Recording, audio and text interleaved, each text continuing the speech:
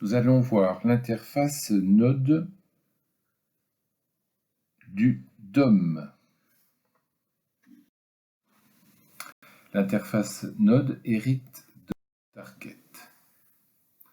Je vous conseille pour la suite du cours de créer un fichier HTML avec un body contenant 1, 2, 3 paragraphes et un nœud commentaire.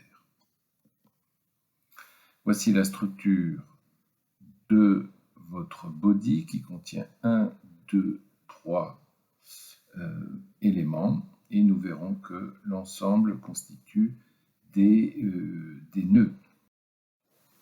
Bien sûr, vous disposez d'un fichier test déjà écrit et mis en ligne.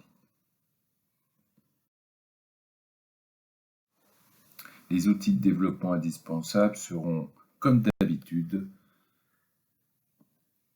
F12, l'inspecteur DOM. Voici le fichier en ligne, voici visuellement nos 3 paragraphes et pour visualiser la structure, vous lancez F12 ou l'inspecteur et l'onglet console va vous permettre de taper du code directement et d'inspecter le graphe. Voici par exemple pour document les différentes propriétés disponibles. Alors pour explorer le DOM, c'est très simple. Vous allez dans la console F12. Après ce sigle, vous tapez une commande et return. Par exemple ici, je vais taper document, point, et une propriété. L'intérêt de taper directement dans la console, c'est d'utiliser la tabulation. Document, point, vous tapez tabulation et vous allez voir l'ensemble des propriétés disponibles pour le node document. Ça vous permet de découvrir par vous-même des propriétés. On va s'intéresser au contenu d'un nœud. Pour cela, voici un exemple. Document, c'est un nœud. Point, pour voir une propriété. Node type. Ça nous renvoie 9. 9 va indiquer que document est la racine et elle est unique. Donc, node type, vous devez lire le document écrit par Mozilla. Généralement, node type va vous renvoyer un integer qui spécifie le type. Nous retrouvons ici un tableau de constantes. Pour la racine, nous avons par exemple 9 et les types les plus intéressants sont le 1 et le 3. Le 1 indique que vous avez un node de type élément et le 3 un node de type texte. À quoi ça sert? Lorsque vous allez parcourir le DOM, vous allez tomber sur des nœuds et grâce au type, vous pouvez savoir si ce nœud est un élément, c'est-à-dire une balise, ou de type texte. Par exemple, dans le document fourni que vous avez vous-même écrit, dernier, point node type rang 1.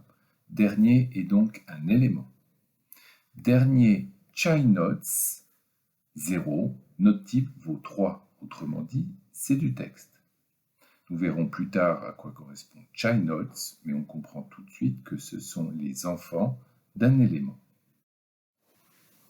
Donc l'intérêt ici est de trouver que si c'est un type 3, vous avez du texte et un type 1, vous avez une balise. Après node type, voilà node name, une autre propriété intéressante. Encore une fois, je vous renvoie sur le site de Mozilla. Par exemple, document, donne-moi ton body et ton type. On a un, c'est-à-dire que c'est un élément. Dernier, si je vérifie, c'est aussi un élément. Autrement dit, dernier et body sont deux éléments, autrement dit des balises. Pour connaître le nom de la balise, il vous suffit de faire node name. Pour dernier, vous avez P, et pour body, bien sûr, vous avez body. Regardez, il n'y a pas les chevrons. C'est un string. Donc l'intérêt, lorsque vous allez parcourir l'arbre, c'est de découvrir pour les éléments leur type et leur nom. La valeur d'un nœud, c'est un peu plus difficile, nous allons comprendre pourquoi. Encore une fois, vous allez demander à un nœud sa valeur. Je vous renvoie sur la lecture de Mozzi. Dernier, qui est un élément, c'est très intéressant de se rendre compte qu'il n'y a pas de valeur pour un élément. Ça rend nul. Par contre, si cet élément, je lui demande la valeur de son premier enfant, nous voyons qu'il nous renvoie la valeur de la balise associée. C'est très important de vous rendre compte qu'une balise n'a pas de valeur. Autrement dit, le texte d'un paragraphe n'est pas mémorisé dans ce nœud. Si je regarde dernier, j'aurais envie qu'il contienne ici le texte. En fait, ce n'est pas ceci. Dernier contient un enfant de type node qui lui contient le texte associé. Autrement dit, si le node type est de 1, alors la valeur est nulle. Nous pouvons corriger ici le cours, c'est 1. En résumé, voici 3 propriétés importantes. Node type pour connaître si vous êtes sur, par exemple, un élément, c'est-à-dire une balise, du texte, du commentaire. Le nom pour connaître le type de la balise, c'est-à-dire si c'est un paragraphe, une section, et la valeur, si c'est du texte, vous pourrez avoir l'écriture de son contenu. Passons maintenant à l'arborescence. Voici une vision simplifiée d'un arbre et nous allons considérer que nous sommes ici sur ce nœud. Les enfants de ce nœud sont indiqués clairement ici. Comment les obtenir par child node? On peut se poser la question. Document, donne-moi ton HTML. As-tu des enfants? Si la réponse est oui, cela permet de savoir si un élément a des enfants. Les enfants seront notés de 0 à la longueur -1. Document élément, child node. Voici la réponse obtenue à l'aide de l'interpréteur. Nous avons 3 éléments. C'est surprenant, nous savons que HTML contient head et body. Que vient faire ce texte? C'est le fameux retour chariot que nous avons tapé entre le head et le body.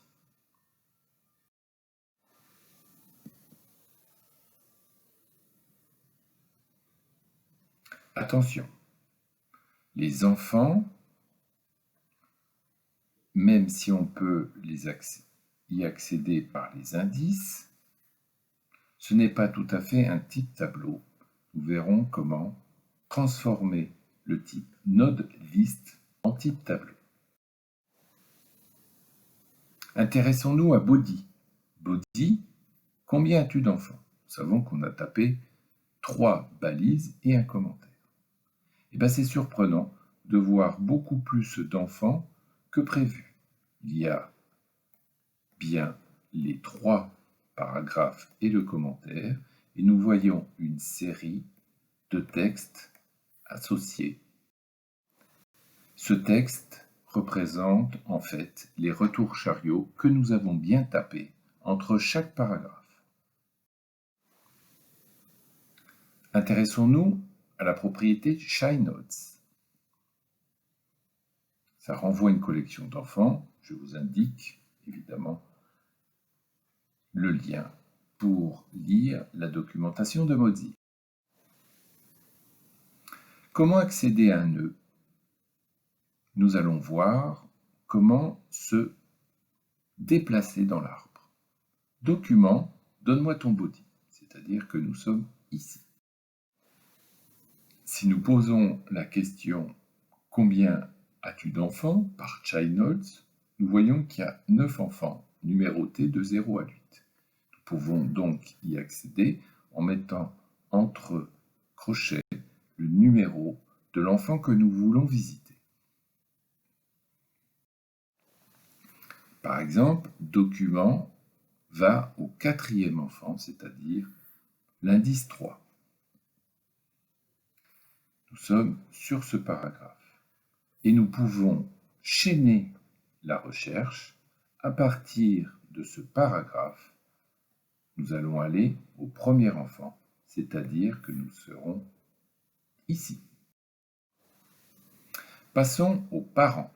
Lorsque vous êtes sur un nœud, il n'y a qu'un parent. Pour y accéder, c'est simple, vous tapez parent note. Le parent est unique. Donc amusons-nous à taper du code pour nous promener comme Tarzan ou Jane dans l'arbre. Voici sur notre petit exemple l'arbre. Commençons à nous déplacer dans le 4e enfant de body. Nous sommes sur un paragraphe. De ce paragraphe, nous allons voir son premier enfant. Nous sommes sur l'élément et nous pouvons continuer ainsi et même remonter. De EM, nous voulons retourner aux parents, c'est-à-dire que nous retournons à P et nous pouvons toujours dire à partir de P retourner aux parents et si nous avons, nous retournons à body.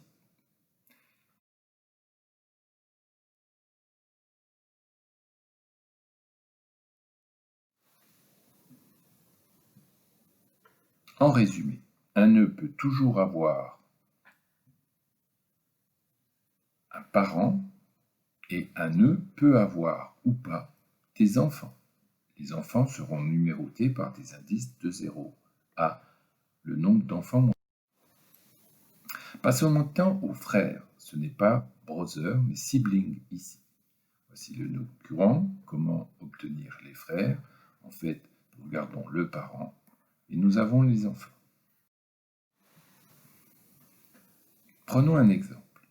Nous pouvons déclarer, en faisant let P1 ou peu importe l'identifiant, le 4e enfant de body. 1, 2, 3 et 4. Nous sommes sur ce paragraphe-là. Si nous demandons le frère suivant de ce paragraphe, nous avons 1, 2,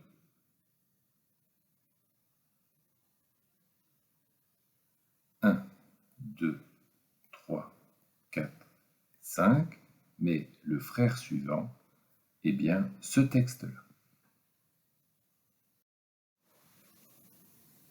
Nous pouvons ensuite enchaîner les frères. De ce texte, nous pouvons aller à l'enfant suivant, c'est-à-dire au paragraphe suivant. Donc, chose intéressante, c'est que nous voyons que si nous avons un paragraphe, pour aller au paragraphe suivant, ce n'est pas next élément sibling qu'il faut faire, mais il faut faire next de next élément sibling. Nous verrons que lorsque nous utiliserons l'interface élément, nous pourrons directement accéder à l'élément suivant. Là, on parle de...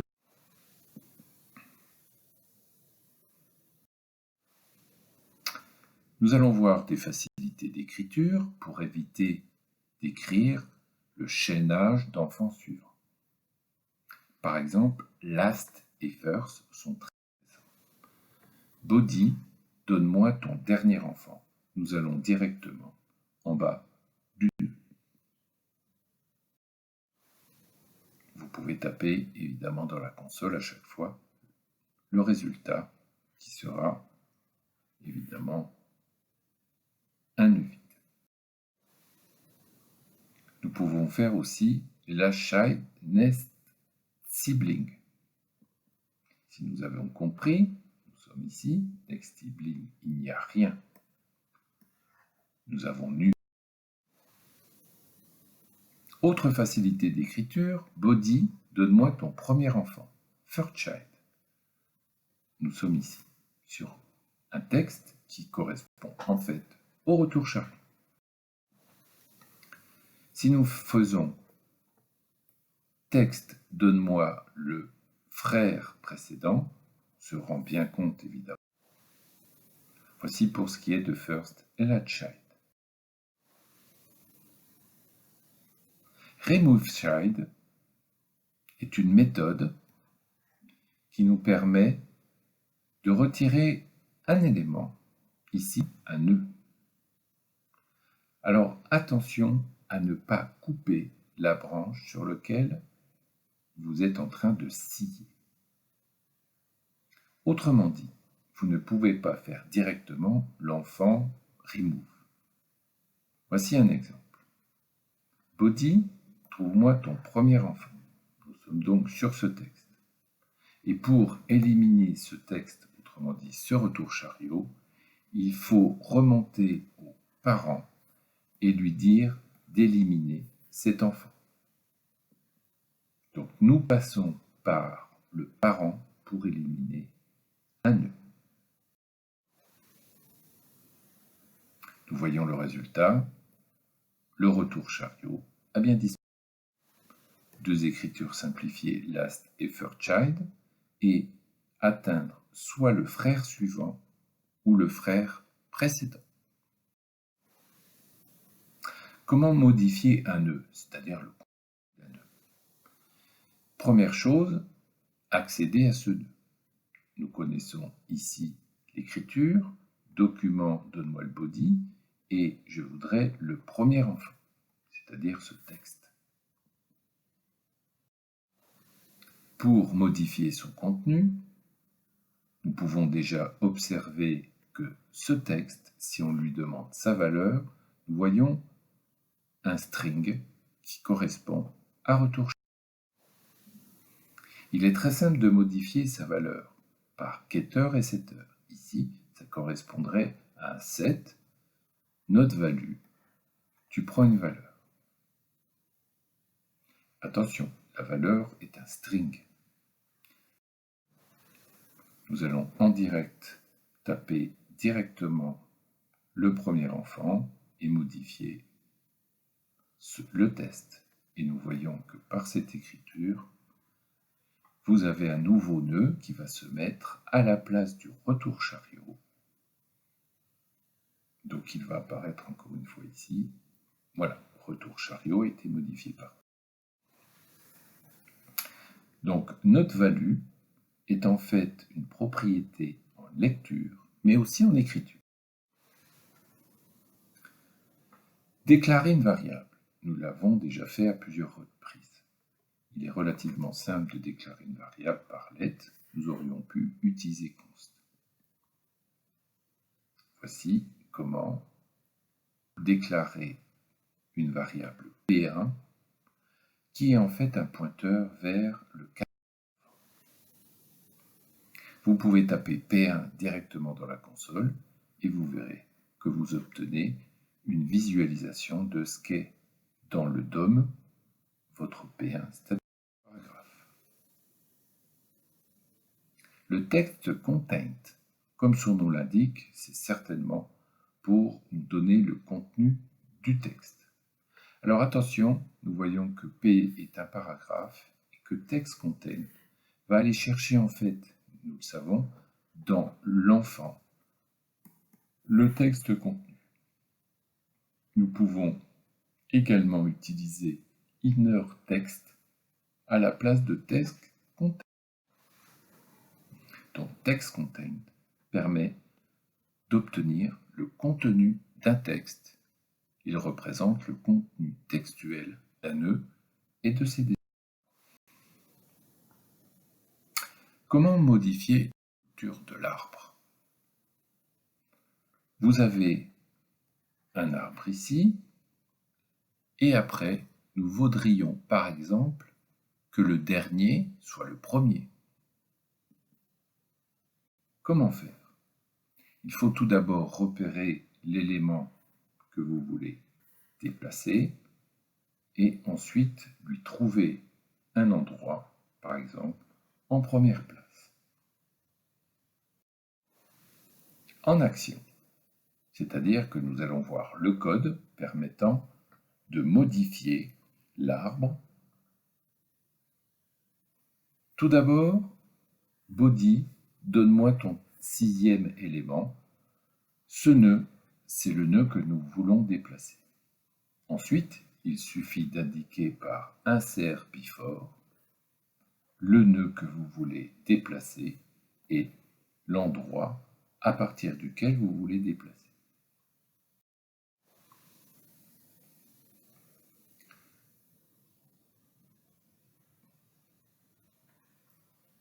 Une remarque importante, il vous faut, comme pour remove, obtenir le pair, dans cet exemple c'est body, pour assurer la manipulation de ce changement de graphe. Voici la définition d'insert before. Vous avez un nœud parent, le nœud que vous voulez déplacer et la référence du nœud vous permettant d'insérer le nœud avant. Donc insère un nœud juste avant le nœud référencé en tant qu'enfant du nœud parent spécifié.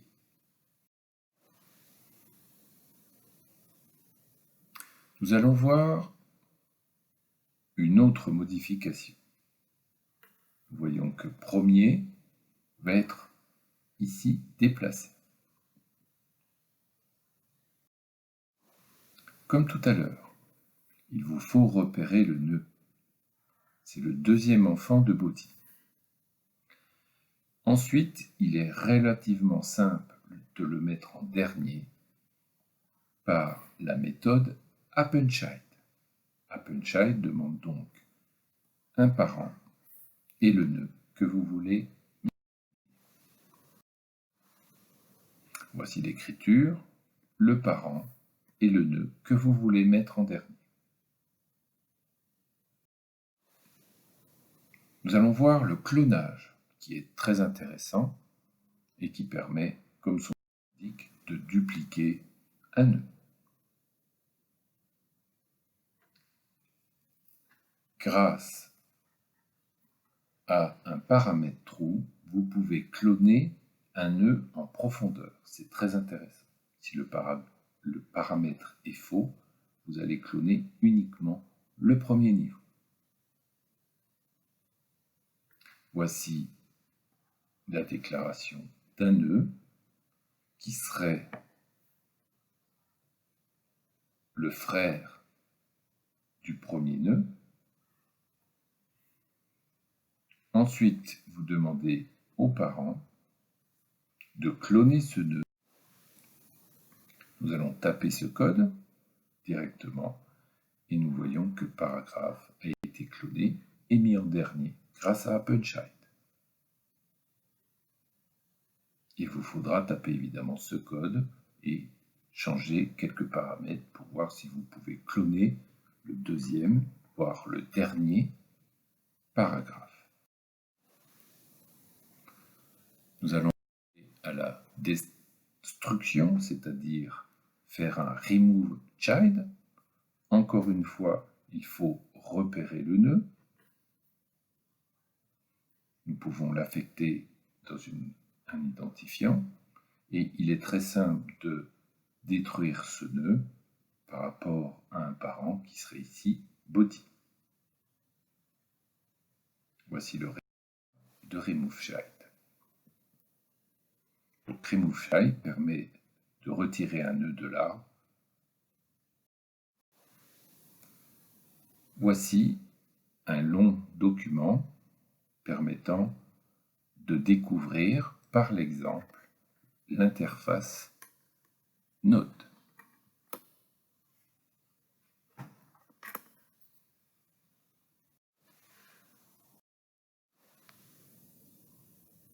trouverez ensuite bonus, suppression par appel récursif de nœud, le parcours du DOM nœud par avec une amélioration d'écriture console, quelques remarques sur le Windows,